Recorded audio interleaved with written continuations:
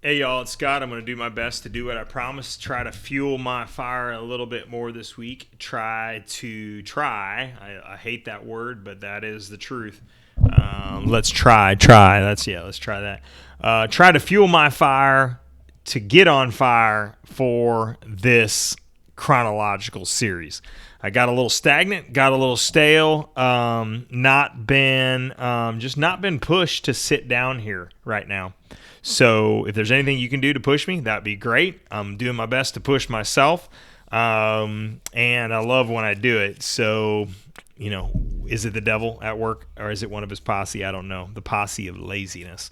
Here we go. Women accompany Jesus and the disciples. Let's see if this is true. Is it true? Number 25.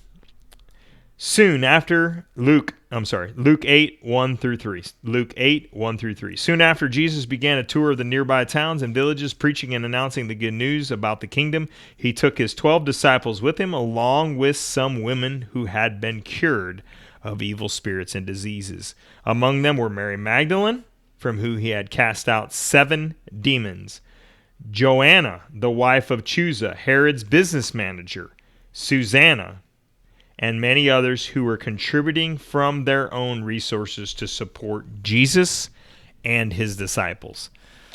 Well, my philosophy on this is that you don't get the true front of the hand with the back of the hand without the woman to be involved.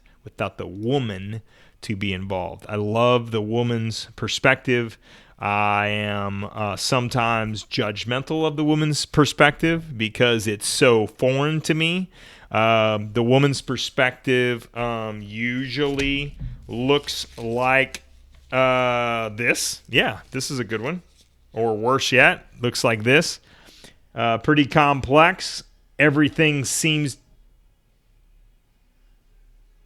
to be connected. I'm sorry, I lost my train of thought for a second. Everything seems to be connected to this one little spot. Woman's brain is really even interconnected where everything crosses paths. Man's brain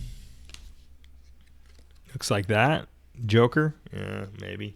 Man's brain is just a lot more simple. It really kind of looks like this. It's just we're not connected. We have several boxes and we jump from box to box to box. So I love the fact that Luke writes about the fact that women were involved, women were supporting, women were giving maybe the disciples another perspective. And guess what they were doing specifically? They were supporting the apostles. They were contributing from their own resources, so they brought money and stuff along from their own resources to support Jesus and his disciples. So they were a support process. So awesome, and that's all we know right now. Can't go any further than that. Let's see. Let's go ahead and jump into the next piece, and let's see what happens next. Religious leaders accuse Jesus of getting his power from Satan. Then this is a pretty long piece, but we're going to go ahead and do it. Then a demon possessed. This is Matthew 12:22 through 37.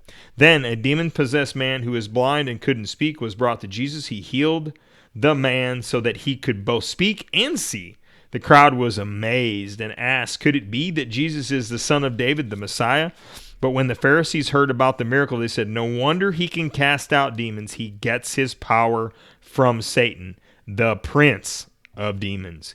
Jesus knew their thoughts and replied, "Any kingdom divided by civil war is doomed. A town or family splintered by feuding will fall apart. And if Satan is casting out Satan, he is divided and fighting against himself." Boy, that might be a good place to stop right there. Jesus just sums it all up in one spot. And if Satan is casting out Satan, he is divided and fighting against himself. Boy, isn't that true? So if you're throwing out demons, if you're casting out demons, why would the devil cast out demons? So this brings up the question. This is a perfect place to stop. If you have a hard time hearing from God, you might ask your question, well, I wonder what God wants me to do in this situation. What does God want me to do in my marriage? What does God want me to do on Sunday? What does God want me to do about my sins? What does God want me to do about my addictions? Sins. What does God want me to do about being loving and caring as a dove? What does God want me to do with my neighbors? So if you can't see that for sure, just ask your question this. For some reason, this is easier for me. I think it's because I come from flesh. And I think it's because I was really good at sinning for 36 years. 34 years. I was really good at sinning for 34 years. Really good at it. However, now I've turned my life to Christ in 2005. I went and walked through transformation. I pulled the splinters out of my eyes. So I'm no longer really good at sinning. Matter of fact, it kind of sneaks in on me now.